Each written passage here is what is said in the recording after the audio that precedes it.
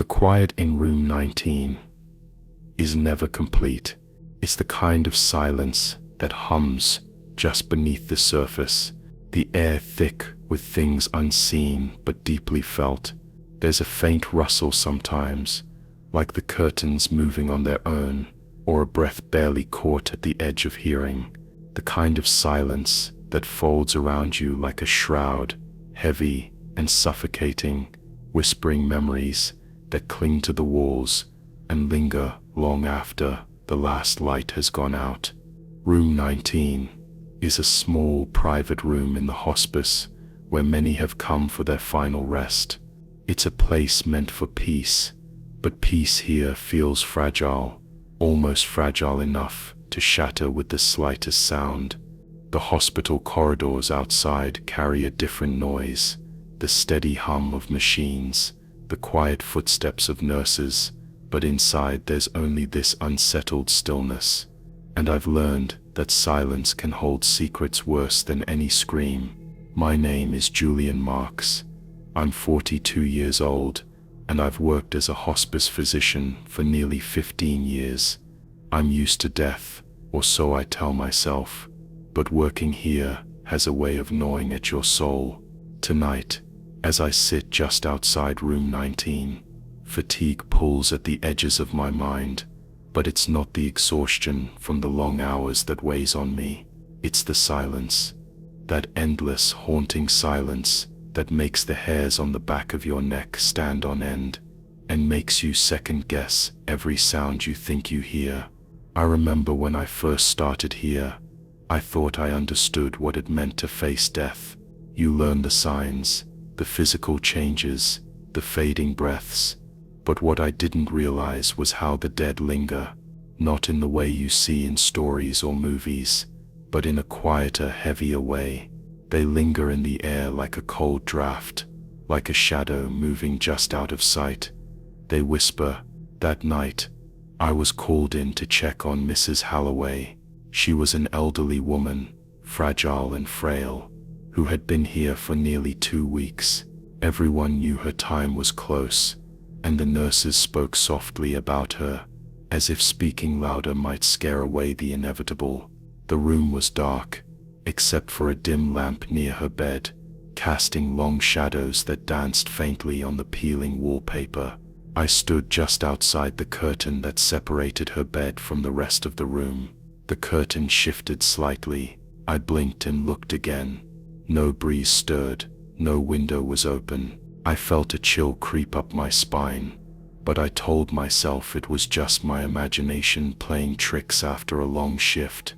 I'd heard the stories from the other staff, whispers, soft calls, shadows glimpsed just at the edge of vision, but I'd never believed them, not until that night. As I checked her charts, a faint whisper brushed my ear. It was so soft I almost missed it, but it was there calling my name. Julian. The voice was fragile, filled with sorrow and longing, but unmistakably real. My heart hammered in my chest. I pulled back the curtain slightly, half expecting to see someone standing there, but the bed was empty except for Mrs. Holloway, her breathing shallow and steady. I sat beside her, trying to steady my nerves. Mrs. Holloway, I whispered, is someone there?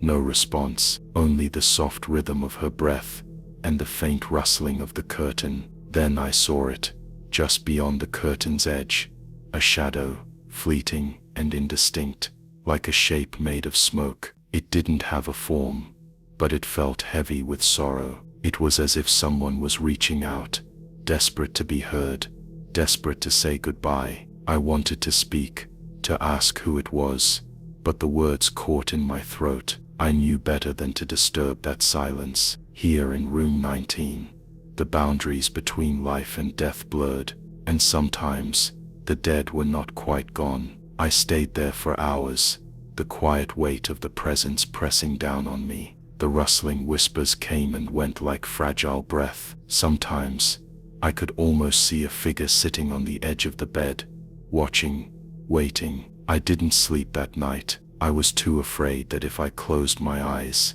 I would lose something important, a chance to witness the last moments of a soul trapped between worlds. The next morning, Mrs. Holloway passed quietly, just after dawn. The nurses told me she died peacefully, but I felt differently. It was not peace, it was a waiting, a sadness that lingered beyond her last breath. I thought about that shadow and the whispering voice for days afterward. I realized that room 19 was more than a place for dying. It was a threshold. The souls here were caught between leaving and holding on, burdened by unfinished memories, regrets, or perhaps simply the fear of nothingness. The burden of that night settled deep into my bones. I started noticing more, the faintest noises, the brush of cold air against skin when no window was open, the distant sound of footsteps where no one walked. I tried to rationalize it all, but deep down, I knew that the hospice held more than just the living. I learned to speak softly to those unseen. I whispered apologies for their suffering, promises to remember, hopes for peace. It felt ridiculous at first, but sometimes the whispers answered, not in words, but in the way the curtain fluttered gently, as if acknowledging my presence. One evening, long after my shift ended, I returned to room 19 alone.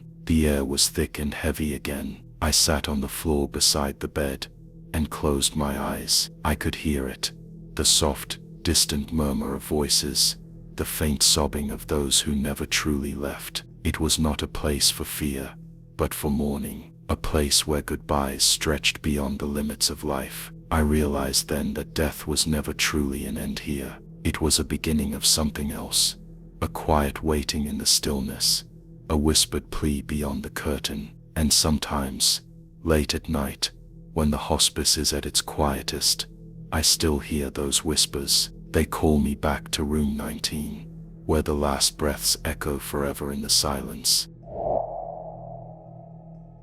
The old wing of the hospital, what we quietly call the forgotten wing, is a place where time feels like it has slowed, or maybe stopped altogether. The paint peels from the walls like dead skin, and the light fixtures flicker dimly, barely clinging to life. It's the part of the building everyone avoids, unless they have to go there, and even then, they speak in hushed tones about the strange noises, the shadows that move just beyond sight.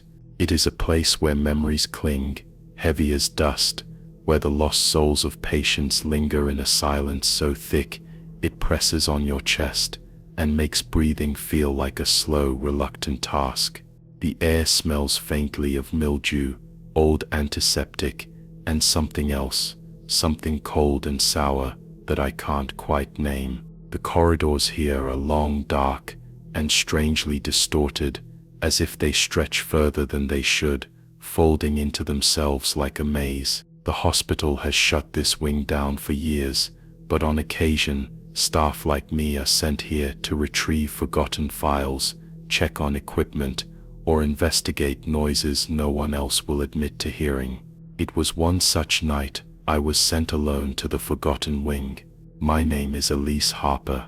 I am 34 years old, a night shift orderly at the hospital. I've worked here for 7 years, and I've grown used to the routine, the steady hum of machines, the occasional distant cries, the soft footsteps in empty halls, but nothing prepared me for the way the forgotten wing feels after hours, when the world outside is asleep, and the building breathes its own ancient breath. When I entered the wing, the heavy door creaked shut behind me with a finality that made my heart jump. The lights flickered as I flicked my flashlight on, casting long trembling beams down the cracked floor tiles. My footsteps echoed, hollow and uncertain, swallowed up by the vast silence. There was no life here, no machines, no patients, no staff, only emptiness. But something was wrong. The silence wasn't natural. It was a waiting silence, like the calm before a storm, thick with anticipation and dread. I made my way to the nurse's station, my flashlight catching old charts scattered across desks, and peeling labels on dusty drawers. The air felt heavier, colder with each step, and I found myself shivering despite the thick hospital jacket wrapped tight around me. That's when I heard it. A faint, distant whisper, barely audible, like a breeze passing through a cracked window. I stopped and listened, heart pounding. The whispering grew slightly louder, but it wasn't a language I recognized. It was fragmented, broken, like a conversation interrupted and never finished. I told myself it was the wind, or perhaps a radio left on in another room. But as I moved deeper into the wing, the whispers followed, wrapping around me like a dark thread. The corridors seemed to stretch on endlessly, turning back on themselves in impossible angles. I passed rooms where the doors hung open, revealing beds long abandoned and medical equipment covered in dust. Faint reflections glimmered in the cracked windows, shapes that moved just beyond the edge of my flashlight's beam. In room 47, the whispers became voices, soft, desperate, full of sorrow. I pressed my back to the wall, trying to make sense of the murmurs. There was a rhythm to them, a pleading tone, a call for help, a lament for something lost. I remembered old hospital stories, patients who disappeared here, forgotten in the shuffle of time. The wing was shut down after a fire years ago that claimed several lives. The official report said they were all evacuated, but rumors whispered differently. Some said a few were left behind, trapped and forgotten in the chaos. I didn't want to believe it, but the voices were proof enough. They were the echoes of those lost souls, still trapped in the corridors, their grief and fear frozen in time. I tried to leave, but the layout seemed to change. The hall I had just walked down wasn't where it should be. The walls shifted, the doors closed silently behind me, cutting off the way back. I was trapped in the wing's cold, endless maze, surrounded by the voices of the forgotten. Panic began to rise, but I fought it down. I focused on the soft sobbing coming from the end of the hall. I followed it, drawn like a moth to a flickering flame. The sobbing led me to a room at the very end of the wing, room 53. The door was cracked open just enough for a sliver of darkness to escape. Inside, I found an old wheelchair facing the wall covered in dust. The room was empty, but the feeling of presence was overwhelming, thick with sorrow and loss. I sat down slowly in the wheelchair, and as I did, the whispers swelled into a chorus of voices, all overlapping, crying out in silent agony. I shut my eyes, and the weight of their pain pressed down on me like a physical force. I could see their faces, faint blurry images behind my eyelids, faces twisted with fear and regret, reaching out for help they never received. They were trapped between worlds, caught in a limbo of forgotten suffering. I felt tears slip down my cheeks as the voices began to fade, replaced by a profound silence. The oppressive cold lifted slightly, and I knew I had to leave before I was swallowed whole by the wing's sorrow. When I finally found my way out, the door slammed behind me with a final, echoing bang. The whispers ceased, but their memory stayed with me. I carry it like a scar, a reminder that some places hold on to pain so tightly, it never fades. The forgotten wing is not just abandoned space, it is a graveyard of souls waiting for someone to remember them, to hear their stories before they fade completely. I haven't returned since that night, but sometimes when I close my eyes in the dark, I still hear the echoes, and I wonder how many more lost voices are waiting in the shadows, yearning for release. The night shift is a strange world. The hospital empties out, the noise fades, and the quiet settles in like a thick fog. When the sun goes down, everything changes.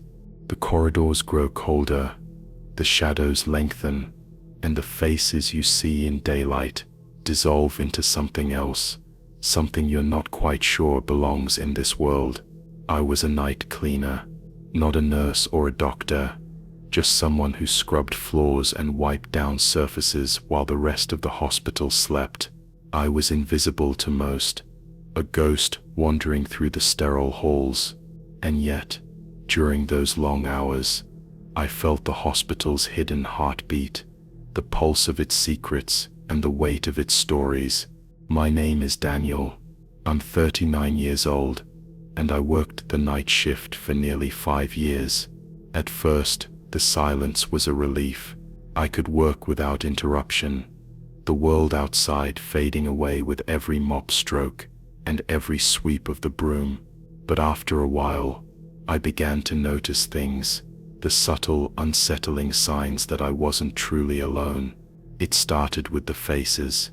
At first, I thought it was my imagination, a trick of the dim lighting and my tired eyes. In the corners of the hallways, in reflections on the polished floors, I'd glimpse shapes, faces staring back at me, pale and unreadable, sometimes twisted in grief or fear. When I looked again, they were gone. Just shadows, I told myself, but the faces came more often, and their eyes felt too real, too heavy to be illusions. One night, as I moved through the ICU wing, the lights flickered, and the hum of the machine slowed to an eerie silence. The air was thick, almost suffocating. I passed room after room, and in each window, I saw them, faces pressed close to the glass, watching me with hollow eyes. They didn't move, didn't blink, but I felt their gaze like a weight pressing down on my back. I stopped at room 12. The door cracked open. Inside, the bed was empty, but the shadows on the walls shifted and twisted, forming the shape of a figure sitting silently. I wanted to call out, to ask if someone was there, but my voice caught in my throat. The figure seemed to notice me, turning slowly to reveal a face I recognized from a faded photograph in the staff lounge. A patient who had died years ago, forgotten like so many others. The face was calm but sorrowful, eyes filled with a silent plea. I blinked, and the figure was gone. After that night, the faces appeared everywhere, in the mirrors of the locker rooms, in the reflections of the glass doors, even in the darkened windows looking out onto the hospital courtyard. They were always watching, waiting. I stopped talking about it. Who would believe a night cleaner seeing ghosts? I kept my fear to myself, burying it beneath long hours and endless cleaning. But the faces weren't just watching, they were trying to tell me something. One night, during a routine cleaning of the psychiatric ward, I found a small crumpled note, tucked under a bed. The handwriting was shaky, but desperate. "They are trapped. Please help us." I didn't know what it meant. Who had left it? Was it a joke, or a cry for help from beyond? That night, I stayed longer in the ward, listening to the silence, trying to hear what the faces wanted. The air was colder here, the darkness deeper. Shadows gathered in the corners, forming shapes that whispered in voices just beneath hearing. I felt tears prick my eyes, not from fear, but from sorrow. These were not angry spirits, not malevolent ghosts. They were lost, forgotten souls clinging to the edges of the world, reaching out for recognition. I began leaving small tokens in the places where I saw the faces: an old photograph, a folded paper flower, a candle left burning in a corner. It was a small way to acknowledge their existence, to let them know they were not forgotten. But the more I tried to connect, the heavier the hospital felt. The shadows deepened, and the faces grew clearer, some peaceful, others twisted in pain. One night, I found myself standing in front of the morgue, the cold metal doors reflecting my pale face back at me. The faces crowded around, pressing closer. I felt their sorrow, their anger, their desperation, and then I understood. These faces were the hospital's secret, the ones who had passed unnoticed, who had no one to mourn them. They were the forgotten patients, the lost souls trapped in a place that was supposed to heal, but had only held their pain. I wanted to help them, to release them from the darkness, but I was powerless. All I could do was witness, remember, and hold their stories close. Now, when I walk the halls on the night shift, I don't fear the faces in the dark. I carry their weight in my heart, a quiet confession that I am their witness. Sometimes when the hospital is silent and still, I swear I can hear their whispers, a soft chorus of gratitude and longing, fading slowly into the night, and I wonder how many more faces are waiting to be seen, in the shadows beyond the curtain. There is a room in the old psychiatric wing of the hospital, room 7B. It was once a therapy room, where patients sought solace in conversation and silence. Now, it sits empty, forgotten, the door faded and chipped, a relic of better days, long gone. The air around it feels thick, almost too heavy to breathe. You can hear the echoes of what was said there, even though no one has been inside for years. The silence in room 7B is not peaceful. It presses down, like the weight of all the unspoken words and broken promises held within those peeling walls. I remember the first time I walked past that door late one night during my shift. The corridor was dimly lit, and the hospital was quiet, except for the distant hum of machinery. Toused a shiver running down my spine, feeling as if the room itself was watching me, waiting. My name is Claire. I am 34 years old, a psychiatric nurse. I worked the night shifts in this hospital for nearly 4 years. At the start, I thought I understood the darkness, the human suffering that hides beneath sterile sheets and white walls. But the silence in room 7B showed me something else, a weight far heavier than any diagnosis.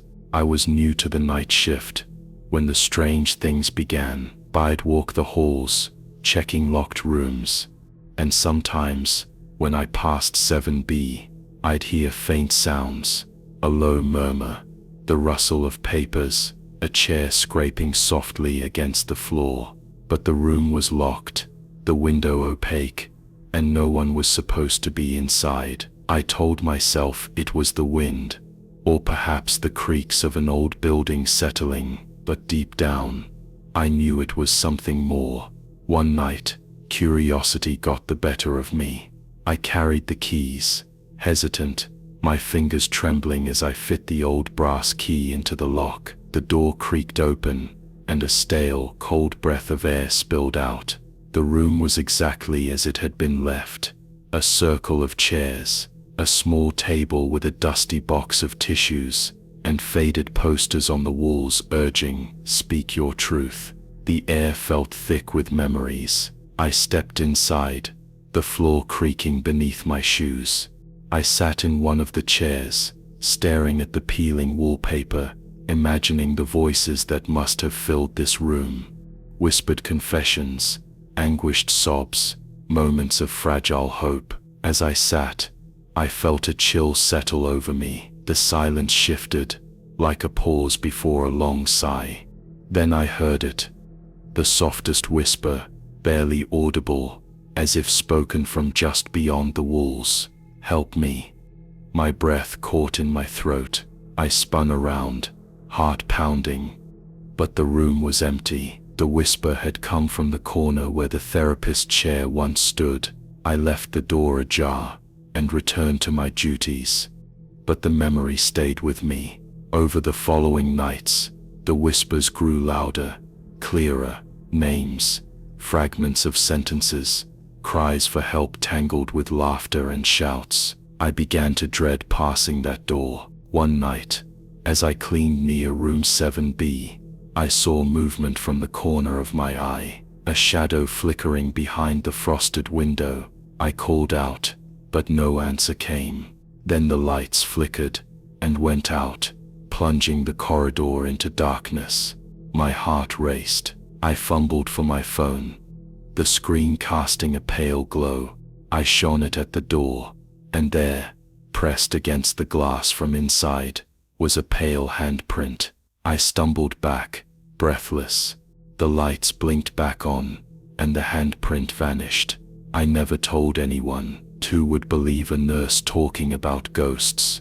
The hospital had enough troubles without adding haunted rooms, but I couldn't ignore the feeling that something was trapped in that room. A patient, or perhaps many, whose stories never ended, whose voices were silenced too soon. Sometimes, I heard sobbing, soft and broken, from beyond the door. Other times, laughter, high, manic, impossible to place. One night, I stayed longer, sitting just outside the door, listening. The voices swirled in the silence, overlapping, a chorus of pain, fear, hope, and despair. I thought about all the patients I'd cared for, those who found peace, and those who never left the shadows behind. That night, I whispered back, "I'm listening." The silence that followed was a slow, steady pulse, a fragile heartbeat in the darkness. The next day, I found a note slipped under the door, written in shaky handwriting. "Thank you. We are not forgotten." I've never told anyone where that note came from. The therapy room was sealed off soon after, declared unsafe, but I keep the note in my pocket, a quiet reminder that some voices echo long after the last session ends. And sometimes, in the stillness of night, I swear I can hear them. The silent sessions, carried on in whispers beyond the curtain. Nights in the oncology ward had a rhythm. The quiet between the beeps, the shuffle of slippers in the hallway, the clock ticking a little too loud after visiting hours. But there was always one room, room 18, that never quite aligned with the rest of the ward. It was tucked into the farthest corner, near the old vending machine that rarely worked. The corridor leading to it always felt colder, like the temperature dipped as soon as you stepped past the nurse's station. It wasn't marked any differently, but there was something off in the way sound moved around that room, as if laughter refused to enter, and silence stayed longer than it should. My name is Dr. Evan Morris. I'm 42, an oncologist. I've been in this field long enough to know that some stories don't end the way we hope, but room 18 taught me that some stories don't end at all. I wasn't always this tired. I used to believe I could save people, that if I studied hard enough, worked long enough, I could cheat the inevitable. But now, most mornings, I sit in my car for 20 minutes before walking into the building. I tell myself, it's just another day, just more rounds, and then I walk past room 18, and I remember, my first patient in that room was a boy named Theo, 16, bone cancer, brave kid, always asked more about the others on the ward than about himself. The first time I met him, he joked that he was going to name his tumor Steve and write a comic book about their battles. "He's a stubborn villain," Theo told me, grinning through the pain. He didn't make it, and after he passed, room 18 never felt the same. We sanitized it, changed the sheets. A new patient moved in a week later, then another, but they all had something in common. They deteriorated faster than expected, not medically. Something else, something invisible. They started hearing things. One woman said she could hear someone whispering in her sleep.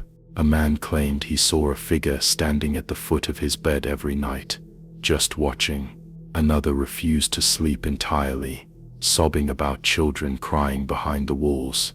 Every single one of them had vivid hallucinations, so we thought, but nothing showed up in their blood work.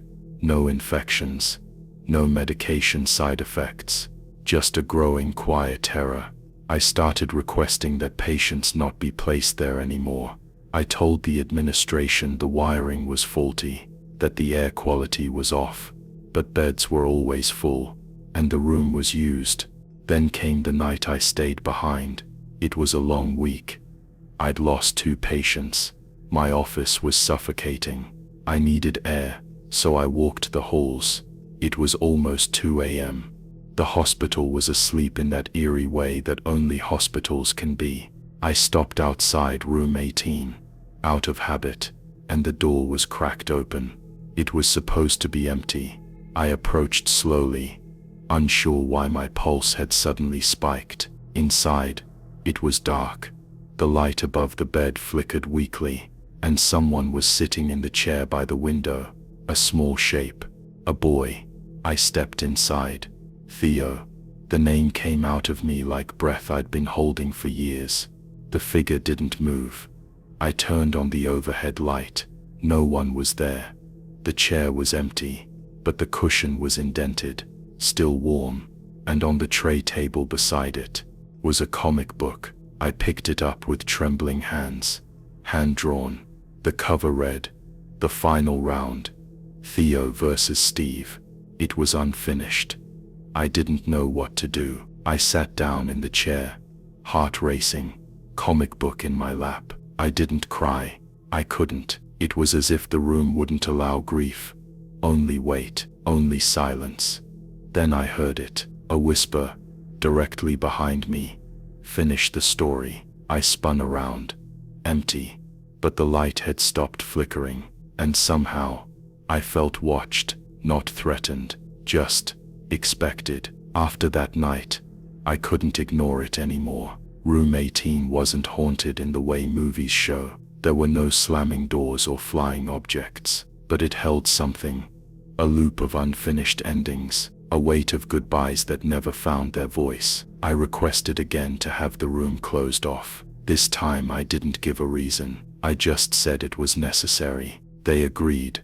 Eventually. It's been 3 years since then. I kept the comic book. I never showed it to anyone. But some nights, I still return to the hallway outside room 18. The air is still cold. The lights still hum. Sometimes, I sit outside the door and whisper, "I haven't forgotten." And in the silence, I swear I hear a faint rustle, like someone turning a page.